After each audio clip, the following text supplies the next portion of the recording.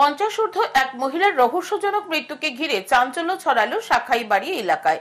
ধর্মনগর মহকুমার শাখাইবাড়ির 1 নং ওয়ার্ডের বাসিন্দা সায়েদ আলীর স্ত্রী নাজিরুল বিবি, বয়স আনুমানিক 50 বছর। রবিবার নাজিরুল বিবিকে নিজ বাড়ির ঘরের পেছনে কাঁঠাল গাছের নিচে পড়ে থাকতে দেখা যায়।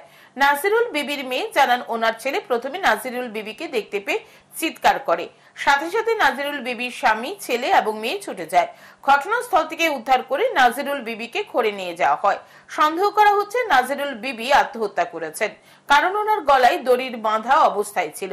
পরে খবর দেওয়া হয় ধর্মনগর থানার পুলিশকে। পুলিশ মৃতদেহ উদ্ধার করে ময়না তদন্তের জন্য ধর্মনগর জেলা হাসপাতালে নিয়ে যায়।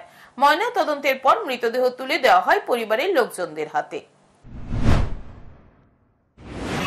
আমার খোলা আইছে আওয়ার পরে মানে হে নিচে দিকে আমরা নিচে একটা ইয়ে আছে কাঠের গাছ আছে, এখানে হে পাখি মারাত গেছে। নিচে দিয়ে যাওয়ার পরে দেখে হঠাৎ করে আমার মা এখানে ফোরনো হয়ে তো ভাবছে এমনি হয়ে চিৎকার দিছে।